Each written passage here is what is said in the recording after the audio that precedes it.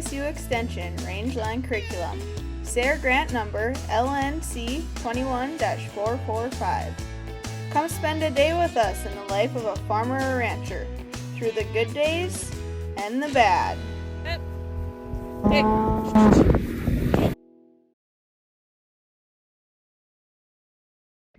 Hi, my name's Hannah Nordby, and today I'm going to be talking with you about rangelands. You know, prairie, depending on what plants are out there, really helps tell a story and everything. Because none of this ground has never been broken up for farming, that means there's going to be a lot more native plants that you see. So it's just really interesting to see how just knowing your different plants can help you understand the history and what has gone on in that area. Alrighty, what we have here is called fringed sagewort. Native Americans used to use fringed sagewort as toilet paper. So if you're ever out hiking and you've found yourself in a predicament, this is one useful way to help you out.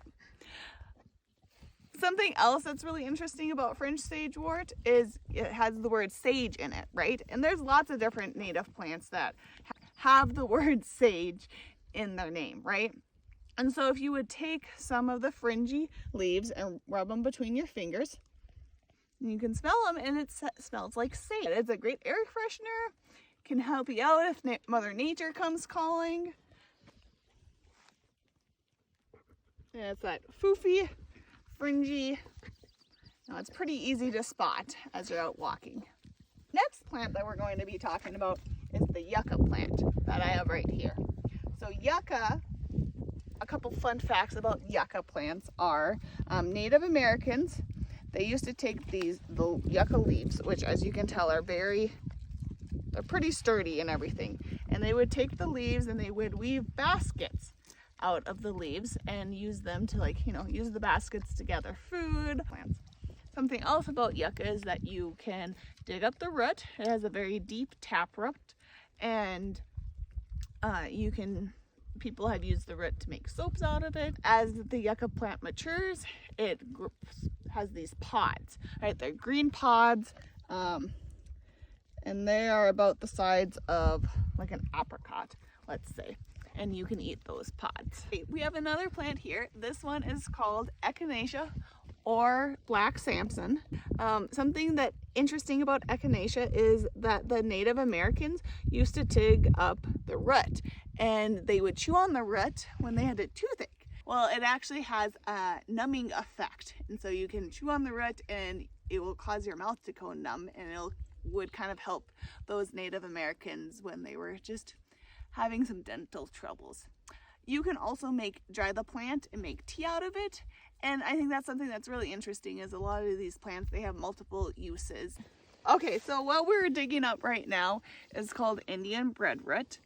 Native Americans, they used to dig up the root, as you will shortly see, because it has a nice big tubular root, and they would cook it like a potato or a starch, right? So it was a starch component of their diet. Indian breadroot is very distinguishable because it has these 5 different leaves, and then the seed head is very puffy and everything. And it's also called like a tumbleweed, a native tumbleweed, because in the springtime or after it's grown in the late summer and fall, it dries up and it'll break off, and you'll see it rolling across the prairie. I'm gonna go ahead and twist the root up now.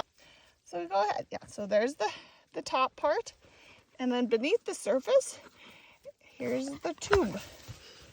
Here's the tube, right? It's kind of like the size of a radish or so, right? In comparison to my thumb, that's what it looks like.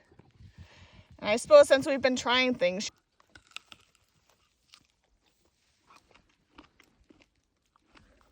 it's better than the American licorice.